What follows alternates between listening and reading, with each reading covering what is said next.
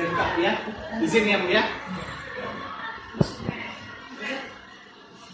Assalamualaikum warahmatullahi wabarakatuh. Waalaikumsalam warahmatullahi wabarakatuh. Selamat pagi, selamat siang, salam sejahtera untuk kita semuanya. Kami ucapkan terima kasih kepada Bapak dan Ibu yang semua yang telah hadir di sini, yang telah menyempatkan waktunya untuk mendengarkan presentasi dari kami. Pada kesempatan kali ini, kami akan menyampaikan penugasan dari program calon guru penggerak Kota Dumai, yang mana kami sedang mempelajari penerapan budaya positif di sekolah. Kami ingin menyampaikan kepada Ibu bahwa pada kesempatan kali ini kami tidak berniat untuk memberikan semacam menggurui ya. Kami tidak berniat untuk menggurui Bapak Ibu semua. Kami juga tidak merasa lebih daripada Bapak Ibu semua di sini. Yang kami bagikan di sini hanya sharing. Ada sesuatu yang mungkin baru, tapi rupanya telah lama kita laksanakan. Mungkin namanya saja yang berubah, dan mungkin kita bisa memanfaatkan kegiatan hari ini untuk berbagi tentang apa-apa yang telah kita hadapi di kegiatan belajar mengajar ini. Saya juga belum tentu baik, tapi saya berusaha untuk memperbaiki diri saya melalui kegiatan ini dan masukkan ke Bapak Ibu semuanya. Terima kasih Bapak Ibu, saya mulai. Pada kesempatan kali ini, saya akan menyampaikan penerapan budaya positif. Jadi budaya positif itu Bapak Ibu itu adalah beberapa himpunan dari disiplin positif, nilai kebajikan, kebutuhan dasar manusia, motivasi perilaku manusia, posisi kontrol guru, keyakinan kelas, dan ketiga restitusi. Jadi sebelum kami mulai ya Ibu ya, ada yang tahu Bu apa itu budaya positif? Kita mungkin sudah melaksanakan sehari-hari, tapi mungkin namanya sekarang yang berubah. Gimana Bu Dharma?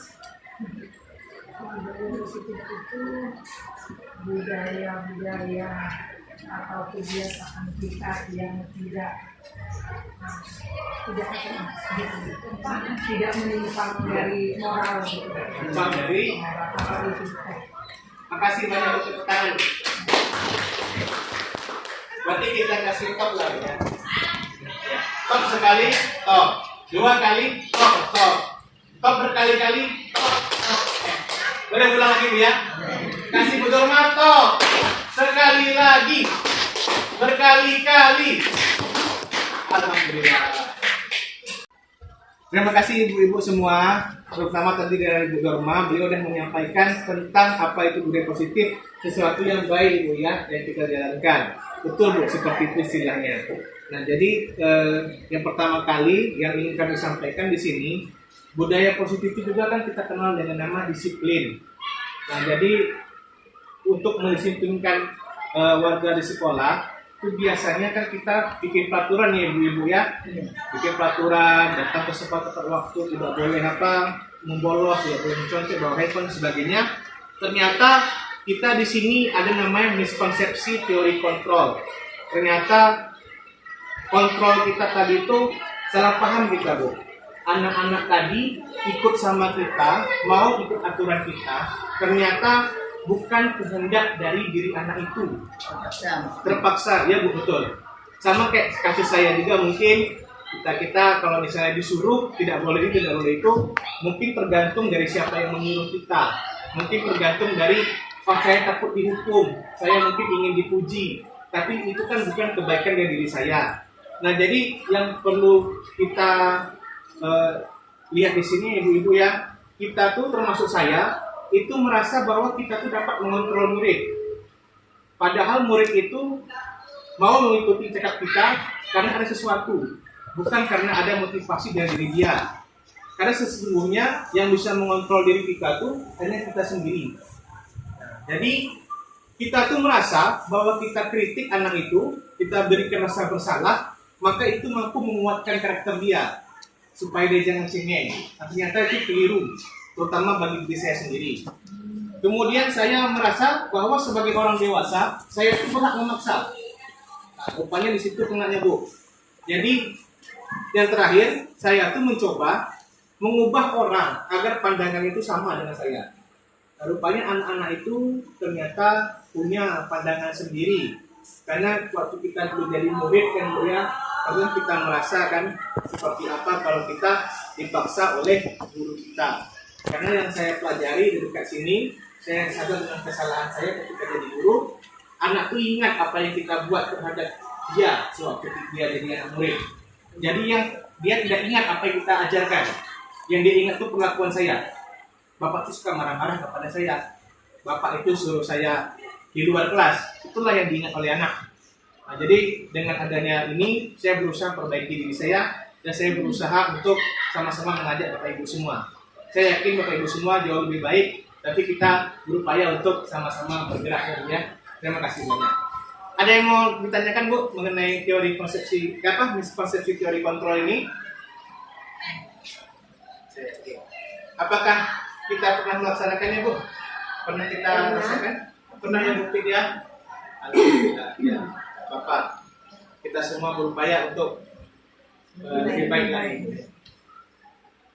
Kemudian tadi seperti yang tadi dikatakan oleh Ibu Dorma, disiplin positif itu ternyata suatu proses penerapan disiplin, tapi tujuannya menumbuhkan kesadaran kepada murid tanpa adanya imbalan berupa hadiah atau hukuman. Kesadaran Bu. Nah, istilahnya kalau dalam ilmu agama kita itu ikhlas karena Allah atau karena Tuhan yang Maha Esa. Ternyata biasanya kita menganggapkan kalau misalnya hukuman tadi itu memaksa untuk anak patuh memang salah. Tapi karena anak tadi terbiasa nanti kan biasa. Ketika dia berbuat dia mengharapkan imbalan dari guru dia. Kemudian ketika gurunya tak mengasih imbalan dia tidak mau. Ketika masuk guru lain, saya tak mau dengan Pak Tim, dia tak ngasih apa-apa. Tapi kalau kita ngasih imbalan terus, ketika kita tak ngajar dia lagi, dia cuek. Karena sudah merasa tidak ada kepentingan terhadap kita. Rasakan Bu ya? Kalau saya rasa sama saya. Ya, itulah seperti itu. Jadi bagaimana cara kita menumbuhkan tadi Ibu ya? Bagaimana cara kita menumbuhkan supaya anak itu mau ikhlas ya? Ya, mau ikhlas. Kita tuh harus sepakat sama anak-anak. Kira-kira apa yang mau kita capai kebaikan ini? Jadi kalau misalnya sebelum kita masuk kelas itu kan kita bikin kesepakatan kelas ya Bu ya. Nah, itu kan seharusnya kita sepakati dulu ya, apa yang baik untuk kelas kita, apa yang baik untuk sekolah kita. Jadi misalnya kita sepakat bahwa tidak boleh bawa handphone ke sekolah. Nah, itu kan berarti supaya belajarnya fokus. Nah, berarti sama-sama sepakat bahwa belajar yang fokus itu baik. Kemudian kita sepakat tidak terlambat masuk ke dalam kelas, termasuk guru ya Bu ya. Nah, saya juga di situ masuk. Karena apa? Kalau masuk kelas terlambat itu tidak baik. Tidak boleh mengejek orang tua, berarti menghormati orang lain. Itu adalah kebaikan yang kita anggap sama semuanya. Tak peduli ras, agama, bahasa, kita merasa semuanya itu adalah baik. Kami lanjut Bu ya, izin.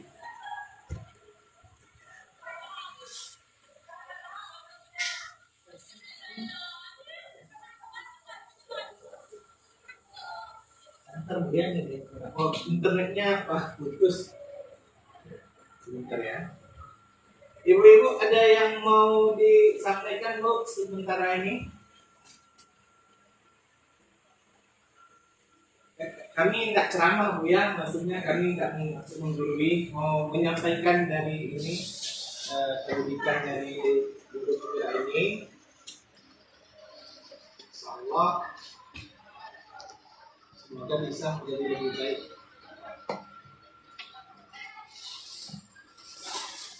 Saya juga banyak sharing dengan Ibu Nunung kan, terutama dipinjamkan banyak buku tentang bagaimana mengajar tadi, sehingga saya mulai merasa terinspirasi untuk berubah. Walaupun perubahan itu tidak instan Bu ya. Semoga bisa lebih baik nanti. Nah ini Bu ya, ternyata kita juga harus sering melihat kepada anak tadi, kenapa dia bisa melanggar suatu aturan, kenapa dia bisa berbuat hal-hal yang tidak baik. Ternyata kita itu manusia punya kebutuhan dasar, dan bisa jadi anak-anak itu hanya memenuhi kebutuhan dia. Kebutuhan yang pertama yaitu adalah bertahan hidup. Oke lalu ya. Nah kebutuhan yang kedua itu adalah kasih sayang dan rasa diterima. Kadang-kadang anak itu dia merasa dicuekan sama gurunya, merasa dikucilkan teman-temannya, sehingga dia berupaya menarik perhatian kita. Itulah kebutuhan rasa sayang. Sering kadang-kadang yang membuat saya jengkel dia sharing ya. Ketika kita terang menerangkan seperti ini, tiba-tiba dia nyelutup ingin memancing kemampuan teman-temannya. Nah itu adalah apa dia? Ingin diperhatikan sama teman-teman dia. Dia dianggap lucu. Gitu. Nah jadi itulah seperti itu ya. Oke memang istirahat. Insyaallah kalau misalnya ibu ada keperluan lain tak apa-apa. Nanti mungkin teman-teman yang lain bisa saling masuk-masuk. Ya Bu ya, bebas saja kok. Nah, kemudian penguasaan.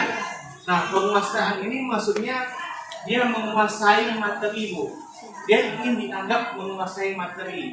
Kadang-kadang orang itu ketika tidak dianggap menguasai, dia itu merasa minder. Sehingga dia merasa aku ingin diakui oleh guruku. Aku ingin dianggap penting. Dianggap bisa. Sehingga kalau kita enggak memberikan semacam ujian, dia berontak seperti itu.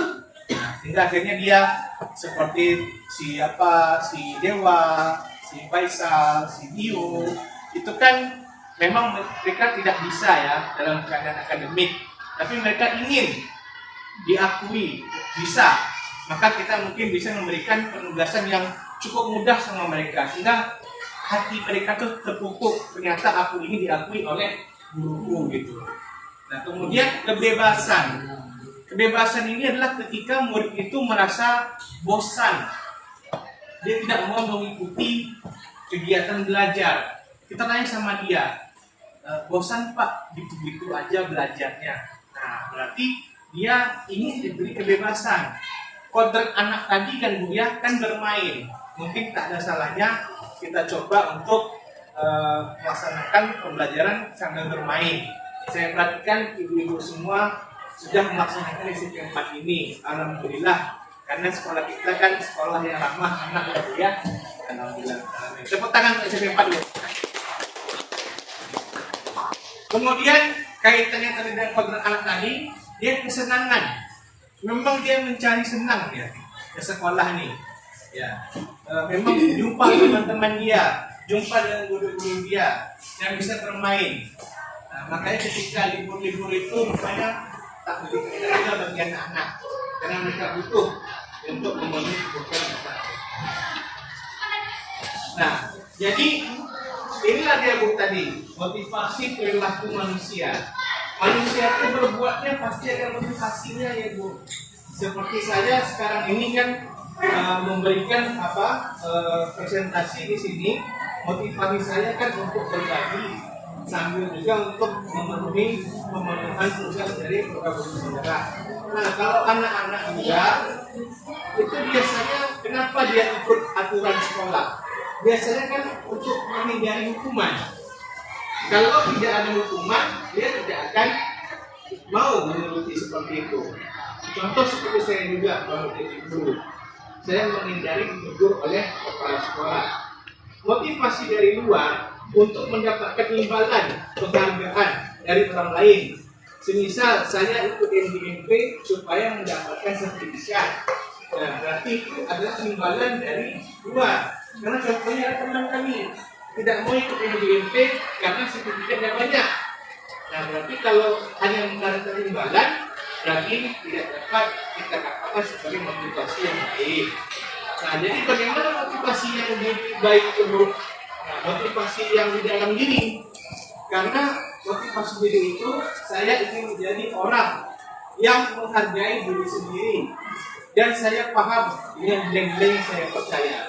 Misalnya kita kan katakan bahwa kita percaya bahwa masuk tepat waktu, kemudian belajar di dalam kelas, kemudian menggunakan metode yang menyenangkan, itu kan yakin dari kita, Bu ya. Kita yakin bahwa untuk menjalankan pelajaran yang menyenangkan pasti bagus. Saya yakin SMP 4 alhamdulillah sudah melaksanakan itu semua. Ini adalah perbedaan dari apa yang namanya hukuman, apa yang namanya konsekuensi, apa namanya restitusi. Kadang-kadang itu Bu ya, yang sering kita lakukan itu tuh adalah hukuman. Semisal anak itu datang terlambat ke sekolah, kemudian nampak sama kita, lalu kita suruh dia hormat bendera. Antara terlambat dengan hormat bendera kan tak ada hubungannya, Bu ya. Nah, kemudian yang kedua, hukuman tadi tidak terencana, tiba-tiba aja. Kita tidak ada sepakat sama anak. Nah, kalau terlambat nanti hukumnya begini ya. Kita nggak ada seperti itu, Bu. Tiba-tiba aja dia terlambat masuk, saya suruh hormat bendera.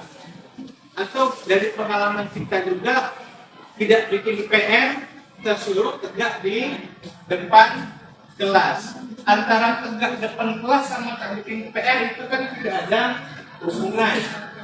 Kita suruh dia push up atau keliling lapangan. Nah, itu adalah kesalahan-kesalahan yang saya buat pada masa silam. Nah, sifatnya itu biasanya hukumannya fisik atau psikis, mengata-ngatai anak dengan kata-kata yang menyakitkan hati dia.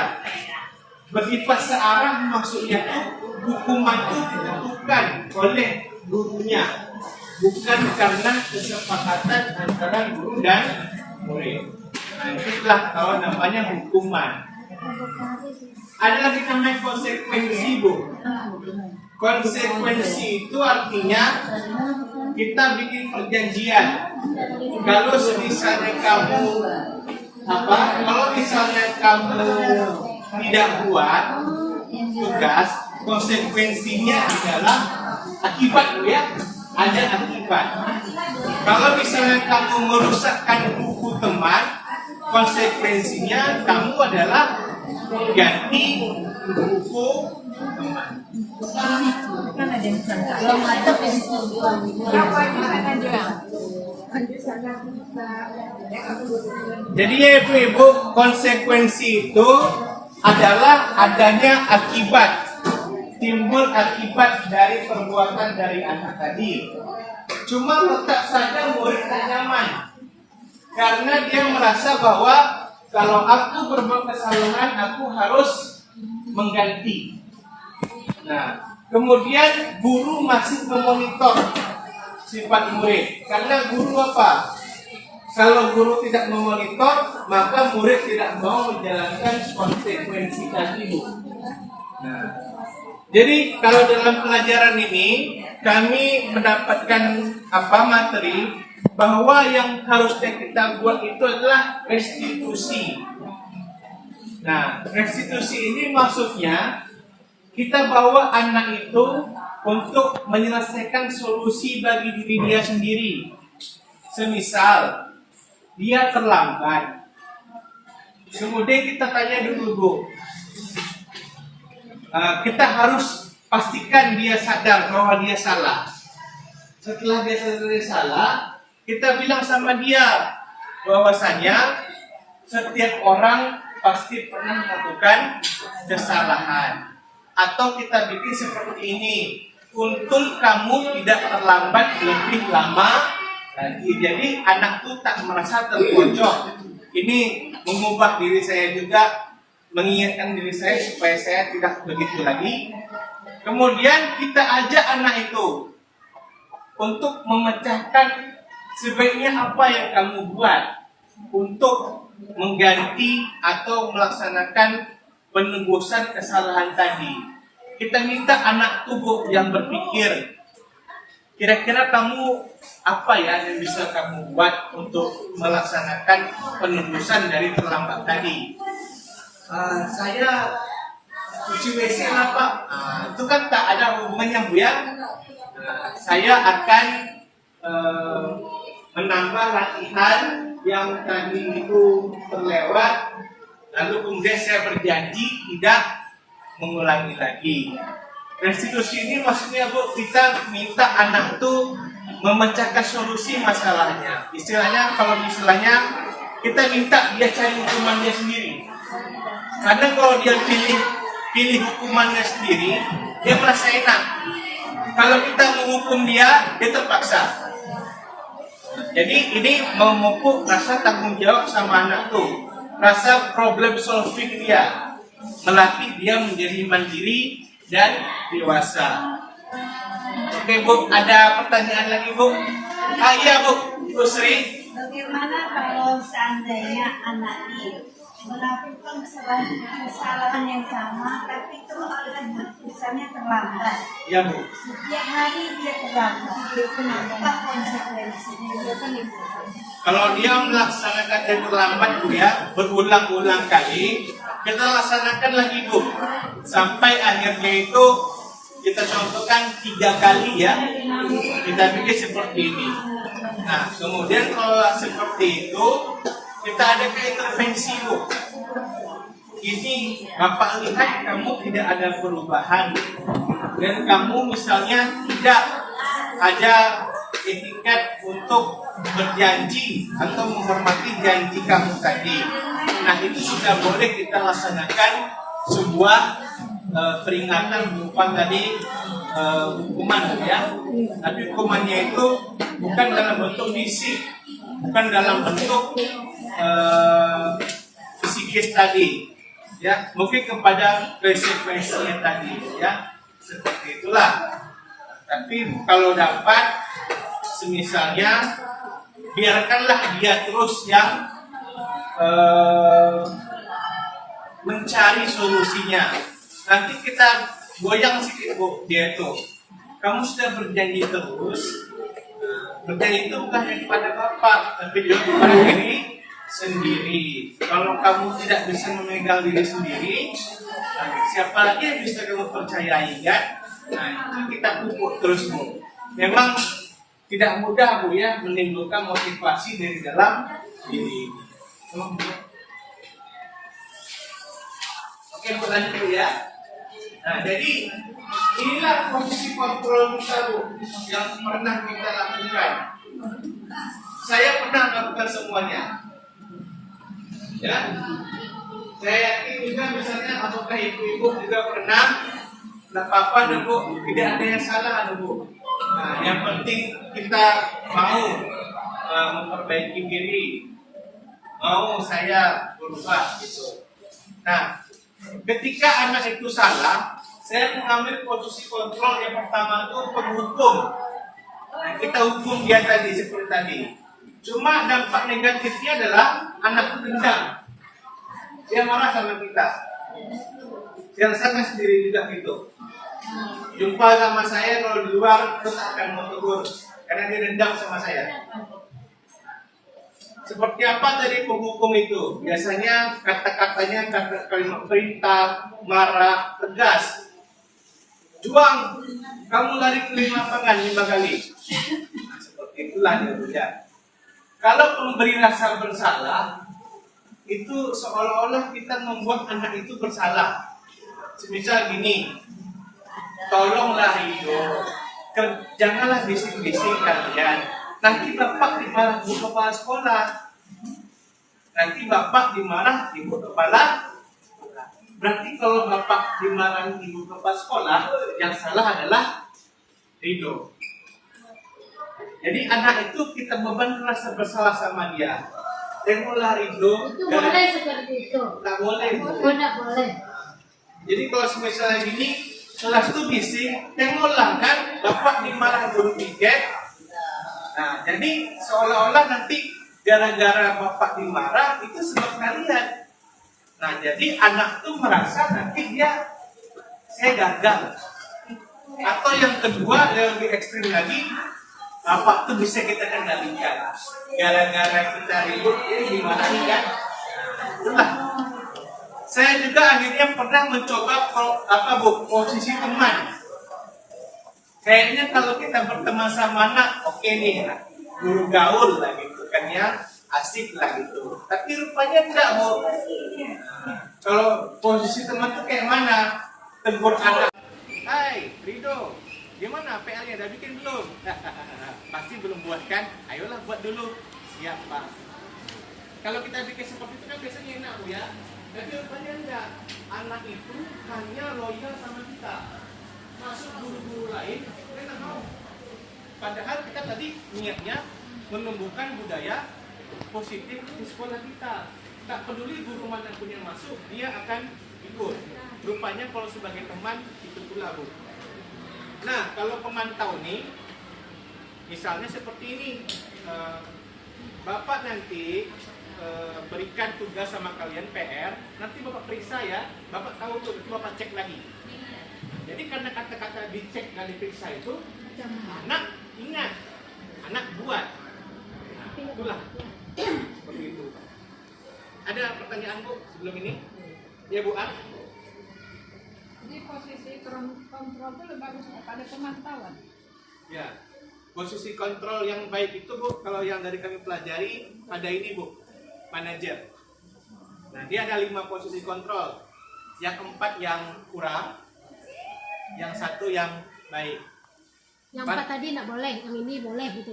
Ya, maksudnya kurang direkomendasikan. Kurang bagus. Ya. Kalau yang 1 tuh ini.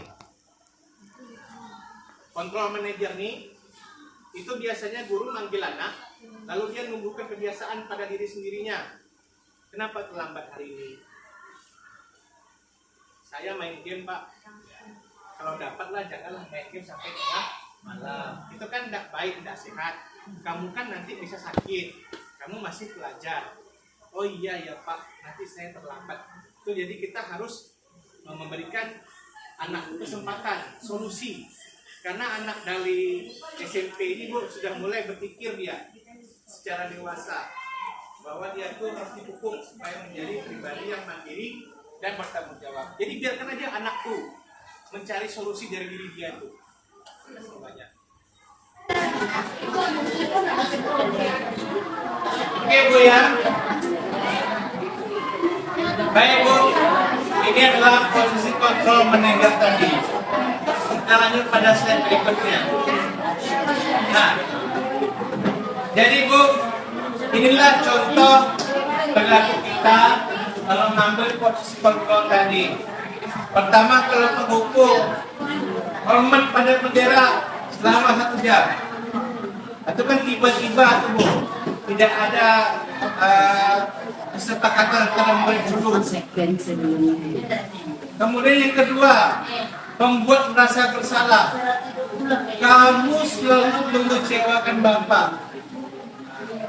Gara-gara anak tuh saya kecewa. Jadi akhirnya anakku merasa dia gagal, bersalah dia. Lalu apa lagi, Bu? Teman, ayo dong ikuti aturan sekolah. Kalau mau ikut Bapak ya, tak apa-apa, tapi jangan sekali lagi ya. Memantau tuh ini, Bu. Kamu sudah melanggar peraturan sekolah. Kamu tahu konsekuensinya. Setelah upacara, kemudian lagi atributnya di kooperasi dan jangan ambil lagi ya. Itulah memantau. Bagaimana kalau manajer? Apakah kamu tahu kesalahan? Kira-kira bagaimana kamu memperbaiki kesalahan? Jadi kita minta anakku menyadari apa kesalahan dia dan minta dia solusi apa cara memperbaiki. Kesusahannya kadang-kadang anakku tidak mau mengaku. Kalau yang Nah, itulah diam. Kalau misalnya diam aja, apalagi nak beri solusi, ditanya aja dia. apa tadi, Bu? Ditanya aja dia, jangan kamu beri solusi. Tanya aja dia, itu yang bingungnya. Itulah dia. Terima kasih. Tepuk tangan dulu Bu Arisa.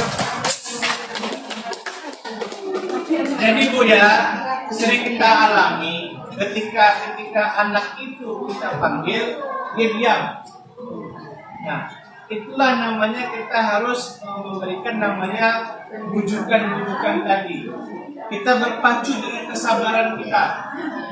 Kalau misalnya gurunya tak sabar, macam saya ini kan, itu kadang-kadang udah ditanya baik-baik kan, tak mau juga dia, akhirnya kan emosi lah akhirnya. Nah itulah tergantung pancing kan sama anak. Ya Bu, memberikan pancingan. Adu kesabaran sekarang. Semakin kita nggak sabar, anak tuh semakin tak mau dia bercakap. Memang ya masih proses, karena kalau ibu-ibu lebih penyayang ya, ibu-ibu lebih penyayang. Kalau saya Hati seorang ibunya muncul. ya hati seorang Apalagi ibunya. udah tensi ya. Apalagi apa? Tapi bisa kok. Ya. Bapak ibu sama-sama penyayang. Alhamdulillah. Kadang-kadang kita pagi dah banyak masalah, di jalan macet, di sekolah banyak pengajian dan tiba-tiba belum sarapan, kita buat banyak tugas di rumah, muncul masalah anak lain. Bulan tanggung. Ya benar. Tambah di belum. Iya, masih banyak. Tepuk tangan dulu untuk buat. Oke Bu ya, lanjut. Jadi Pak Rudi, Ya. kan kita tadi ada apa kan konsekuensinya dulu nih. Kalau anak bermasalah kan ada konsekuensinya, lalu kita cari solusi kepada anak itu.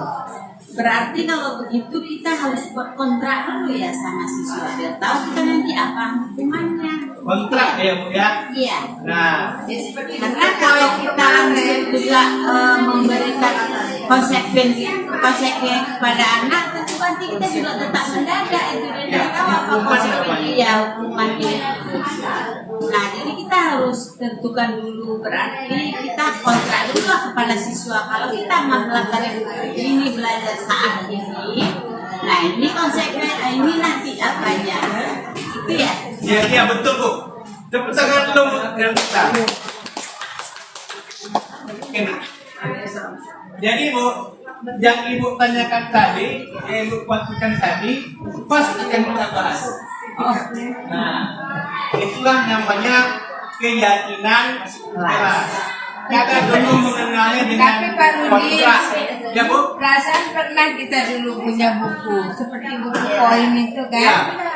Ya pernah ada dulu. Ya, simulasi. Tapi nggak ada juga apa? Ya, belum ada juga. Berarti memang ada yang harus kita evaluasi. Tidak lanjutnya nggak ada ini baru. Ya. Diperbarui lagi. Jadi makanya kami perlu di sini sharing sama ibu-ibu semua gimana baiknya kita hidup ya. Jadi saya di sini hanya menyampaikan bukan satu arah, bukan pula karena saya merasa lebih baik atau apa. Masukan dari ibu-ibu semua. Kumulatif tadi Bu ya. Iya. Ya, kemudian apa tadi Bu? Konsekuensi tadi itu harus kontrak. Ya betul Bu. Terima kasih banyak. Nah, jadi kita dulu kenal dengan namanya kontrak kelas, lalu ada lagi namanya peraturan kelas ya Bu ya. Ternyata pelaksanaan kontrak tadi dan peraturan kelas itu namanya konsekuensi. Jadi konsekuensi itu kalau tidak kita buat, maka anak tidak mau melaksanakan, tidak mau menyadari kesalahannya, dia tidak mandiri, harus dituntut juga oleh usia untuk melaksanakan itu. Nah jadi Bu, makanya kita ganti namanya menjadi keyakinan kelas. Keyakinan itu kan adalah yang baik dalam kelas. Jadi ibu-ibu kalau misalnya ada mengajar kesibukan lain nggak apa-apa Bu ya. Kita siapa yang sempatnya bisa di sini. Jadi ya Bu, boleh. Ini masalah keyakinan kelas ini kan biasanya yang kuat jelas. Ya. Apakah guru mapel bisa membuat keyakinan kelas untuk pelaksanaan khusus mapelnya aja? Boleh tepuk tangan dulu Bu. Tepuk tangannya boleh kita mainkan Bu ya. Kita bikin wow, kasih huruf B, kasih huruf O, kasih huruf P lagi. Wow. Kita kasih wow-nya kepada Bu Kinelda. Oke. Boleh Bu ya? Ngarahnya ke situ ya. Kita kasih W, kita kasih O, kita kasih W. Wow. Boleh nggak Bu kalau kita misalnya belum apel, ya istilahnya cuma numpang masuk situ bikin keyakinan kelas. Boleh. Alhamdulillah, boleh ya Bu ya? Boleh. Istilahnya keyakinan selama belajar. Ya, kan itu kewenangan kita saat jam kita mengajar. Keyakinan selama belajar dengan Bu Ernita. Keyakinan selama belajar dengan Ibu Dorma. Nah, jadi kenapa dia dibikin keyakinan bukan peraturan? Kalau peraturan itu biasanya berkata dengan awalan kalimat negatif. Iya. Tidak boleh, tidak, jangan, Dilarang. dilarang. Jadi kalau kita dilarang tadi, serasa berat melaksanakannya. Makanya muncullah Pak Mio, ada peraturan untuk dilanggar. Nah, berlaku juga untuk orang dewasa, Bu, ya. Seperti itu. Nah, jadi, seperti itu Bu. Kita minta sama anak itu, kira-kira dalam kelas ini apa yang baik untuk kita buat? Ya Bu, saya kira Pak, kalau yang baik itu kita jangan ngejek nama orang tua. Nah, kita bikin itu Bu. Jadi kalau bahasa saya tadi tidak boleh mengejek nama orang tua, mungkin kita ganti menjadi menghormati nama orang tua dan teman. Kalau kata tidak bising, kita ganti menjadi bukan bising Bu ya. Ya. Kita ganti menjadi menjaga ketenangan dan ketertiban. Jadi gini Bu, kita bikin dulu pernyataan. Mungkin 4 dah boleh ya. Sepertinya misalnya kami yang paling utama tadi itu menghormati dan menghargai. Barulah nanti cari 3-nya lagi Bu. Itu sharing tadi. Kemudian Bu, nah ini tadi nih cara bagaimana sih membuat anak itu menyadari dengan dirinya sendiri supaya dia itu mau mengaku dan mau dia itu mencari solusi daripada permasalahannya. Nah, jadi pertama ini Bu ya, tujuan kita itu supaya anak itu mau berdiri dan bertanggung jawab. Bagaimana caranya Bapak Ibu? Nah, pertama dia ada 3 tahapan. Pertama itu kita validasi dulu tindakan. Pertama kita stabilkan dulu identitasnya Bu. Kita stabilkan identitas, lalu kita validasi tindakan yang salah. Terakhir kita tanyakan keyakinan yang dibuat tadi. Kita tengok dulu ya slide berikutnya. Menstabilkan identitas. Nah, jadi kita tuh maksudnya kita memahamkan sama anak, bikin salah itu adalah proses dari pembelajaran. Jadi katakan sama anak itu, berbuat salah itu Wajar. tidak ada manusia yang sempurna. Ibu bapak juga pernah berbuat seperti bapak tidak mau cari siapa yang salah, tapi bapak inginnya mencari solusi. Nah, saya yakin ibu bapak pasti tidak pernah buat ini. Cuma namanya berubah-ubah atau namanya baru dikasih tahu di sini. Saya yakin Bu ya. Kemudian validasi tindakan yang salah. Validasi itu kan bukan berarti membenarkan. Validasi itu kita cek lagi tindakan yang salah itu ya.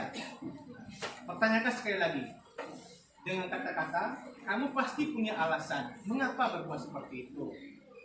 Saya gitu Pak, karena tadi dia ngejek saya, nah, gitu ya. Kamu pasti, padahal kamu bisa melakukan lebih baik pada ini kan, tapi kamu tidak melakukannya. Kamu melakukannya karena mempertahankan sesuatu yang penting bagimu. Contoh, misalnya teman tadi, anak tadi, barangnya tuh diambil sama kawan, lalu dia ngamuk sama temannya tuh. Nah, kita mungkin bisa lakukannya. Oh, kamu ngamuk karena mempertahankan barang kamu. Untung kamu tidak memukul dia. Kamu hanya meneriaki dia tadi. Dikasih seperti itu ya Bu ya. Kemudian tanyakan keyakinan. Nah, kamu ingat lagi nggak apa keyakinan yang kita buat kemarin? Ingat Pak, saya ingat bahwa kita harus saling menghargai. Nah, barulah kita tanya, dia sadarkan apa kesalahan dia, lalu kita tanyakan lagi, apa yang bisa kamu buat untuk melakukan memperbaiki kesalahan tersebut. Nah, ini Bu ya, videonya kami bikin video di situ.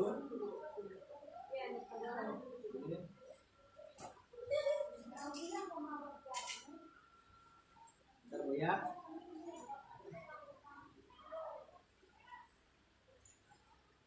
Contoh dari segitiga itu tadi.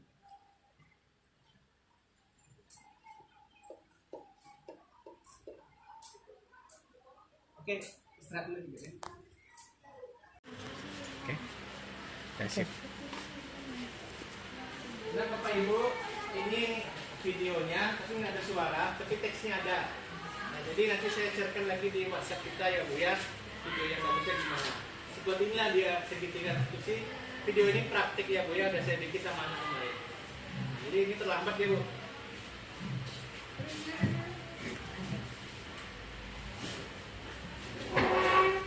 Kita dialognya seperti ini.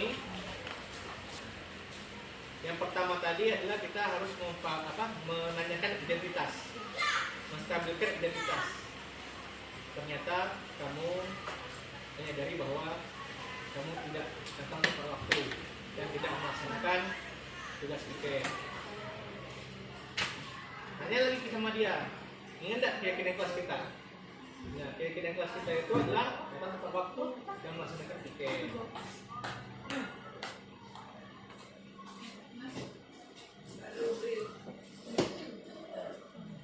Tanyakan lagi Bu, mengapa dia terlambat?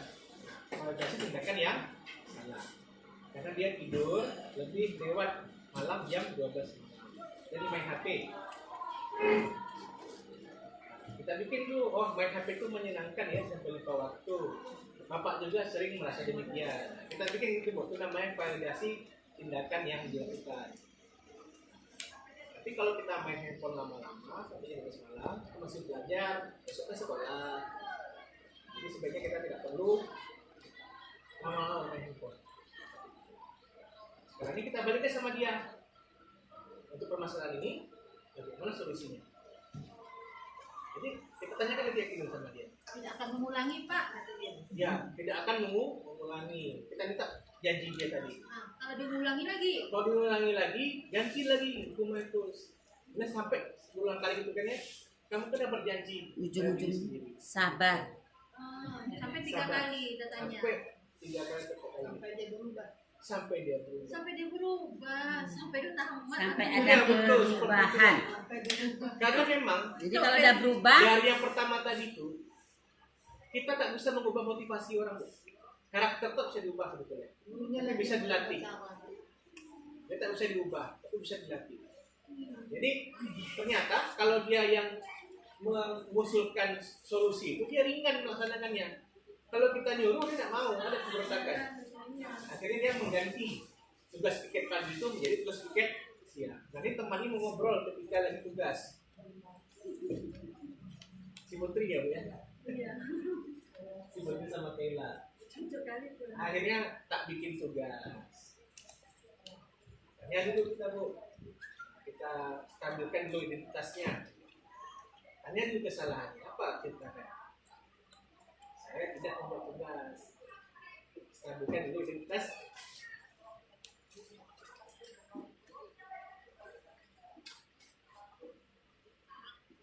Akhirnya kita tahu tuh Bu ya. Tanya aja lagi.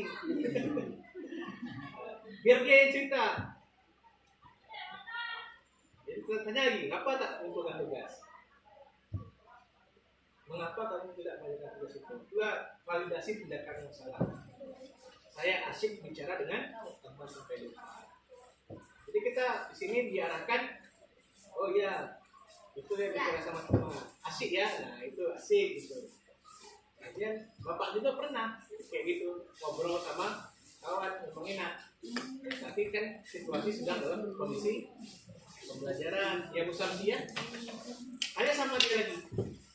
Ingat nggak keyakinan kelas kita yang pernah kita buat? Ingat, apa tuh mengumpulkan tugas tepat? Lalu tanyakan sama dia, apa solusinya dari permasalahan yang dibuatnya itu? Apa yang bisa nanti berbuat untuk memperbaiki kesalahannya? Saya akan buat tugas dalam bentuk makalah dan kirim ke email. Tanamkan keyakinan.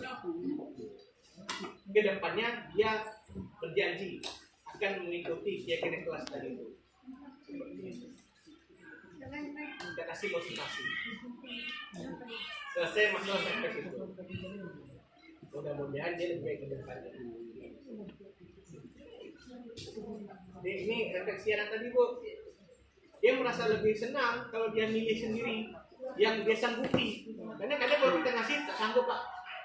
Tidak sanggup. Kadang-kadang bikin tulisan tidak mengulangi lagi sebanyak 200 baris. Kalimat. Akhirnya dia kalau dia milih sendiri dia enak. Jadi diharapkan win-win. Guru menang, anak juga menang. Ya. Solusinya tadi seperti itu ya. Ini kan hanya merupakan presentasi yang kita inginkan ketika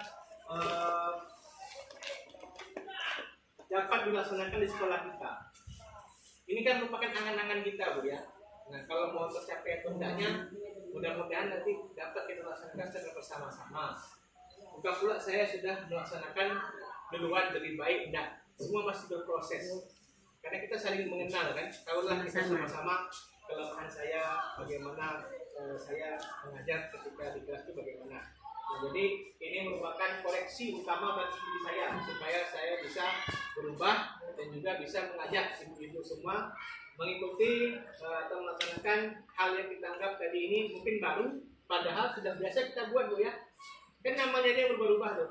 Nah, jadi sebelum kita tutup kegiatan ini ada 10 menit. Ada yang mau diskusi Bu, mau nanya? Boleh, sepertinya ada yang mau disampaikan. Ada Bu. Silakan Bu. Bu Ite tadi. Bu Nundung, ada yang mau ditanyakan Bu? Udah mau habis dah. Tinggal Desi yang jawab. Bu Selihan Desi tadi. Mau 2 kali pun tak apa-apa. Bu Samsi, Bu Martini, Bu lain Bu. Ini yang awal tadi. Ini tolong nggak? Yang dari yang awal pertama tadi waktu Sampaikan apa? Ya Bu, yang mana Bu? yang pertama awal lu dijelaskan tadi lagi bukan yang beberapa yang ketiga ada ini kebutuhan dasar manusia ini. Iya Bu. Ini tentu kan tidak harus dari guru aja kan. Iya. Tentu membutuhkan juga orang tua dalam hal kebutuhan dasar manusia ini. Bagaimana kita menyampaikan kepada orang tua bahwa inilah kebutuhan yang harus dipenuhi oleh anak. Iya. Terima kasih. Saja pertanyaan. Oke. Boleh kasih tepuk tangan Bu ya? Tapi tepuk tangannya yang melingkar kan? Oke. Kalau tepuk tangan oke itu ya.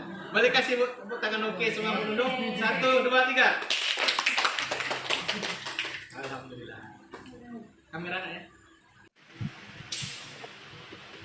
Jadi Bu ya, memang betul sekali.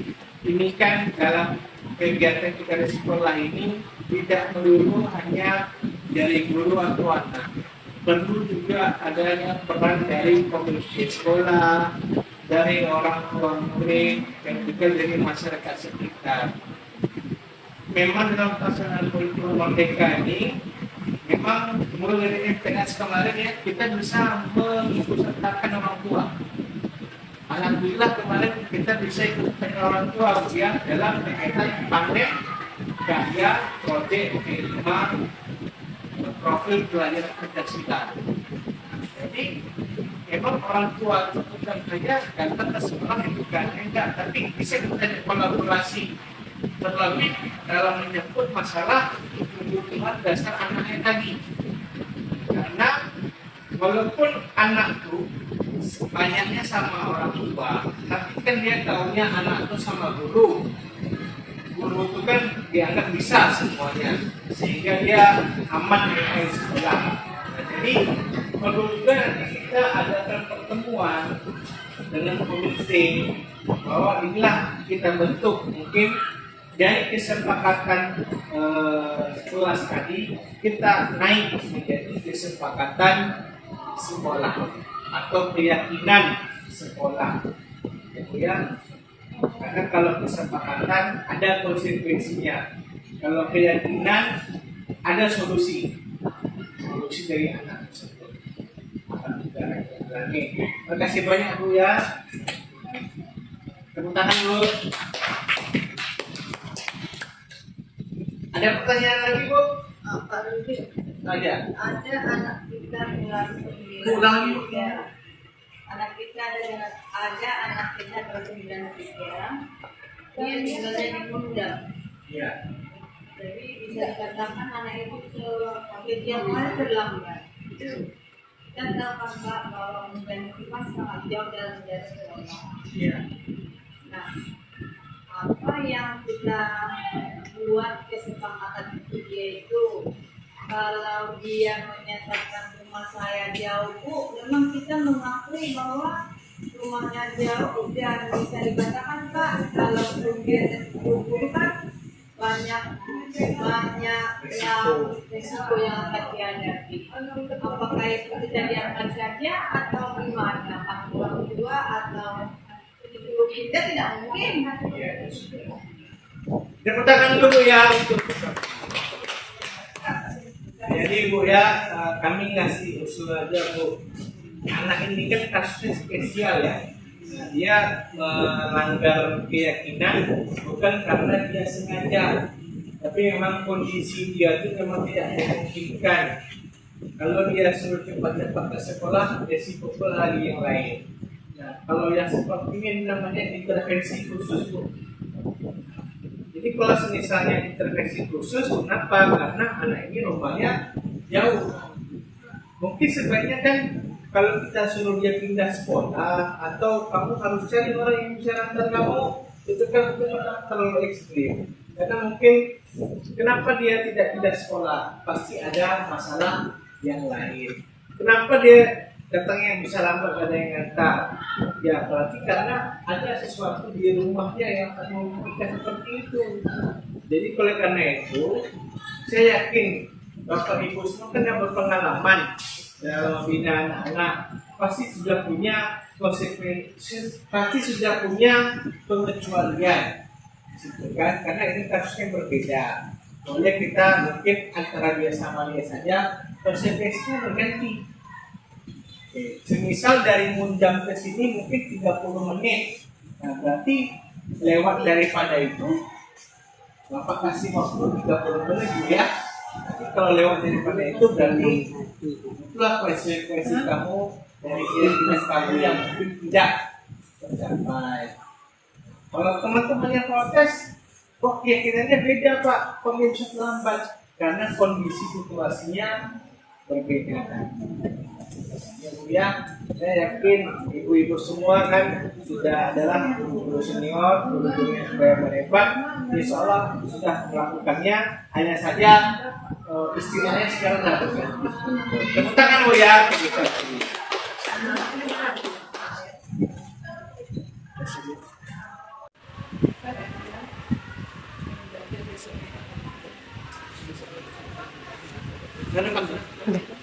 Nah, ibu-ibu semua, para ibu semua, demikianlah akhir dari presentasi dari budaya positif ini. Semoga dapat menjadi inspirasi dan masukan bagi kita semua.